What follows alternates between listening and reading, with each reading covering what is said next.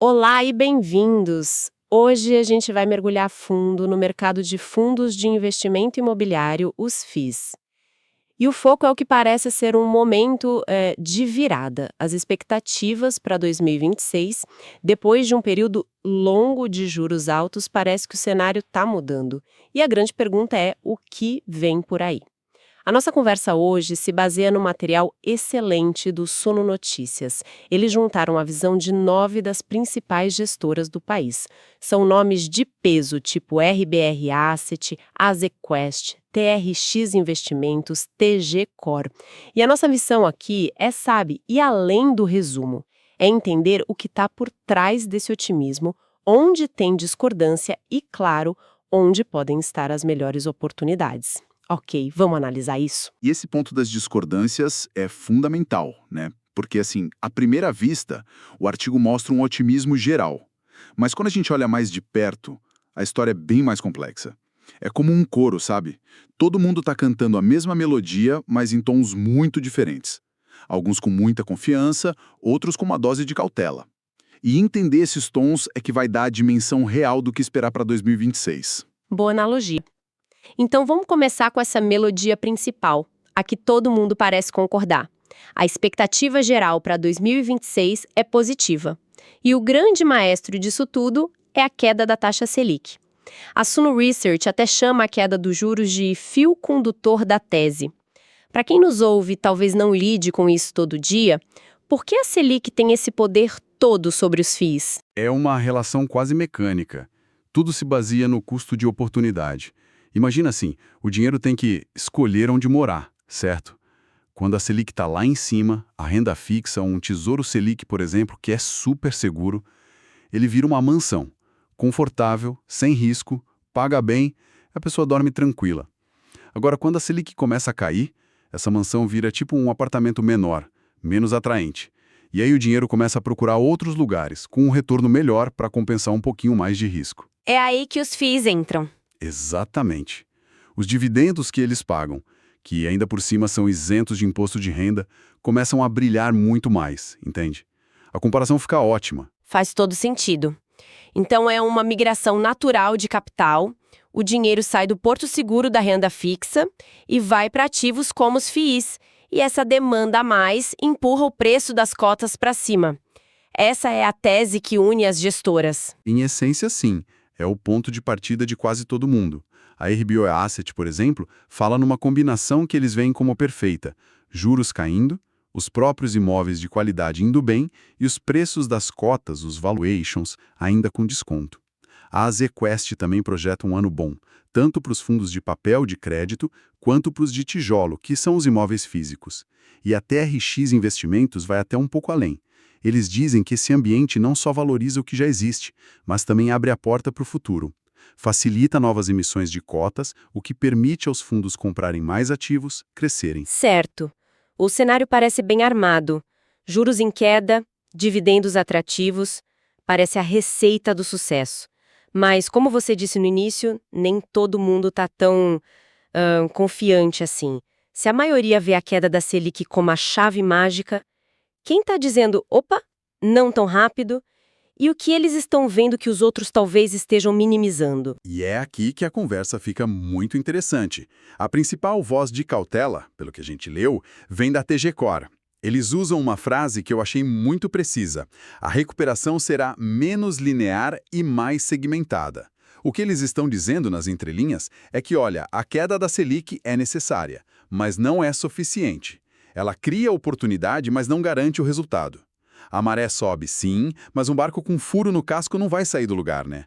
A valorização vai depender da qualidade real dos ativos e da gestão de cada fundo. E essa cautela tem a ver com o ritmo da recuperação, ou com a profundidade. Porque a gestora Fator, por exemplo, parece concordar com essa ideia de que não vai ser imediato. Eles preveem um movimento mais forte só no segundo semestre de 2026. Exato. É sobre o ritmo e principalmente sobre a seletividade. A Fator sugere que o mercado vai precisar de tempo para digerir essa nova realidade. Não é virar uma chave de luz e pronto. E a TG Core complementa isso mostrando que a economia real tem seus próprios desafios. A Selic pode cair, mas se a vacância num prédio de escritórios continuar alta, o fundo daquele prédio não vai magicamente começar a render mais. A realidade do tijolo às vezes demora mais para responder ao cenário macro. Isso me faz pensar, sabe, que aquela era de só comprar o índice, o IFIX, e esperar tudo subir junto pode estar chegando ao fim. O que você está descrevendo soa como um mercado que vai exigir bem mais dever de casa de quem investe. Exatamente. A palavra-chave que sai de todas essas análises, tanto das otimistas quanto das mais cautelosas, é seletividade. As agros resumem isso muito bem. Eles afirmam que fundos com governança sólida e portfólios bem estruturados tendem a se destacar. Isso significa que o mercado vai ficar mais inteligente. Vai separar quem tem um portfólio de imóveis premium, com contratos longos e inquilinos bons, daqueles que têm ativos mais frágeis, sabe? A competência do gestor em navegar nisso todo vai fazer toda a diferença. Ok, então o quadro geral de um otimismo cauteloso, com um grande aviso piscando. Escolha bem. Isso me faz querer saber para onde o dinheiro mais atento deveria olhar, então. Se a gente mergulha nos setores, onde é que esse otimismo está mais concentrado e onde estão as maiores dúvidas? Olha, se tivesse um setor queridinho do mercado para 2026, com certeza seria o de logística e industrial. O consenso aqui é impressionante. As Request, TRX, Zagros, Invista, Fator, praticamente todas as gestoras citadas no artigo apontam para a força dos galpões logísticos. E a tese é a mesma de sempre, né? Impulsionada pelo e-commerce e tudo mais. Mas sabe quando eu ouço o consenso unânime no mercado financeiro? Uma luzinha de alerta acende na minha cabeça. Não tem o risco de uma bolha, de uma construção excessiva de galpões, já que está todo mundo olhando para o mesmo lugar? Essa é a pergunta de $1 milhão. E é um risco real, a gente tem que monitorar. No entanto, os fundamentos atuais ainda parecem muito sólidos. A taxa de vacância, ou seja, de galpões vazios, continua historicamente baixa. A demanda não vem só do e-commerce, vem na indústria também, que está buscando modernizar as operações. E aqui tem um ponto que a Investa destacou que é crucial. Não é qualquer galpão que serve. A demanda é por galpões modernos, aqueles com pé direito alto, eficiência energética, localização estratégica. Existe uma escassez desse tipo de ativo de alta qualidade. E isso, por enquanto, parece sustentar os aluguéis e a tese. Entendi. A qualidade é o que diferencia. E qual seria o próximo setor na lista de otimismo? Imagino que sejam os fundos de papel? Correto. Os fundos de crédito imobiliário também aparecem com uma perspectiva na maior parte positiva. Gestoras como a RBR, a Exis e a Fator estão bem otimistas. A lógica aqui é que os spreads, aquela diferença entre o juro que o fundo recebe nos títulos e o custo do dinheiro, ainda estão muito bons, muito gordos. O Arthur Carneiro, da Exis, tem uma frase que resume a oportunidade de forma muito direta. Ele diz, quando o investidor olhar juros a 12% e um fundo rendendo 17%, isso tende a gerar fluxo e valorização. É a atratividade pura. Mas os fundos de papel não têm riscos diferentes? Eu lembro que, um tempo atrás, o termo marcação a mercado assustou muita gente. E sempre tem o fantasma do calote, da inadimplência. Perfeito. E é por isso que aqui também a seletividade é tudo. E a TG Core, de novo, traz esse contraponto. Eles alertam exatamente para esses dois riscos. O do calote é mais óbvio, né? Precisa saber para quem o fundo está emprestando. Mas o risco da marcação ao mercado é mais sutil. Vale explicar. Imagina que você tem um título no seu fundo que paga, sei lá, IPCA mais 7%. Se amanhã o mercado começa a emitir títulos novos com o mesmo risco, mas pagando IPCA mais 8%, o seu título antigo, que paga menos, perde valor na hora. O preço dele no mercado, no dia a dia, cai. Isso pode gerar uma perda de curto prazo no valor da cota que assusta o investidor menos experiente. É uma volatilidade que o tijolo não tem da mesma forma. Fica bem mais claro assim. Ok, saindo desses dois setores de maior consenso, a gente chega nos cenários mais mistos. Vamos falar de shoppings. Na era da Amazon, eu confesso que fico surpresa em ver gestoras como a RBR ainda tão otimistas. Qual é a tese que sustenta essa resiliência? Isso é um fenômeno brasileiro? É uma ótima pergunta. A tese da RBR e de outros defensores do setor é que o tal apocalipse do varejo não se aplicou da mesma forma aos shoppings dominantes aqui no Brasil. Aqui, os shoppings são mais que centros de compras. São centros de convivência, de lazer, de serviços, até de segurança. Eles viraram o ponto de encontro das cidades. A análise mostra que os shoppings de primeira linha, aqueles que são referência na região, não só sobreviveram, como se fortaleceram. Eles atraem um fluxo constante de pessoas, mantêm as vendas em alta. A aposta na qualidade e na experiência, algo que o online não replica totalmente. E nesse mesmo grupo de cenário misto, a gente tem a renda urbana e os fundos híbridos. O que as gestoras enxergam aí? Então, a Suno Research vê bons resultados na renda urbana. São aqueles imóveis de rua alugados para grandes marcas, tipo supermercados, farmácias, agências bancárias. A grande vantagem é ter contratos de aluguel longos com inquilinos muito sólidos, muito seguros. Já os fundos híbridos, que misturam vários tipos de ativos na mesma carteira, são vistos pela RB e pelas agros como uma oportunidade de comprar uma cesta diversificada de ativos com um bom desconto. É um jeito de apostar em vários setores de uma vez, muitas vezes pagando menos do que os ativos valem. Certo. Agora vamos para a parte mais difícil da carteira.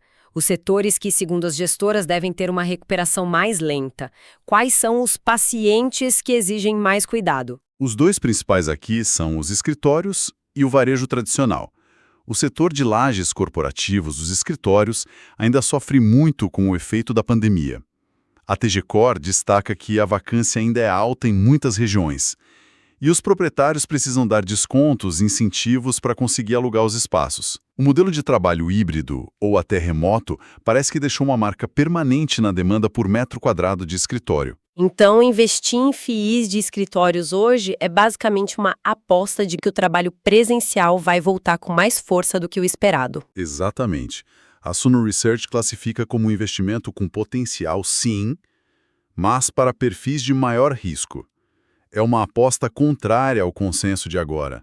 Pode dar muito certo se a tese se provar correta, mas o caminho é incerto e provavelmente longo. O mesmo vale para o desenvolvimento residencial. A TG Core vê com bons olhos a longo prazo, mas aponta uma dificuldade no presente. O crédito para financiar as construções está mais caro e mais restrito. Os bancos estão mais seletivos, o que acaba freando o ritmo de novos projetos. Perfeito, o mapa está bem claro. Se a gente fosse resumir tudo numa imagem, 2026 parece ser o ano da virada de chave para os FIIs, com a queda da Selic sendo o grande motor. Isso deve reaquecer o mercado, trazer novos investidores, valorizar as cotas e especialmente nos setores de tijolo, como logística, que ficaram mais para trás nesse ciclo de juros altos. Isso mesmo. E os fundos de papel, por sua vez, devem continuar sendo uma fonte de renda bem robusta, com dividendos ainda muito competitivos.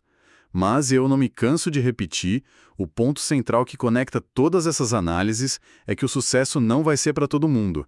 A tal recuperação segmentada que a TG Core prevê significa que a qualidade dos imóveis, a solidez dos créditos e, acima de tudo, a competência da gestão serão os fatores que vão realmente separar os vencedores dos que vão ficar para trás. É um cenário claro, mas é impressionante como toda a tese de todas as gestoras parece se equilibrar num único pilar, né? A queda da taxa Selic. Isso nos leva à reflexão final. A discussão, como a gente viu, orbita intensamente em torno dos juros. É o Sol em torno do qual todos os planetas, todas as teses de investimento giram.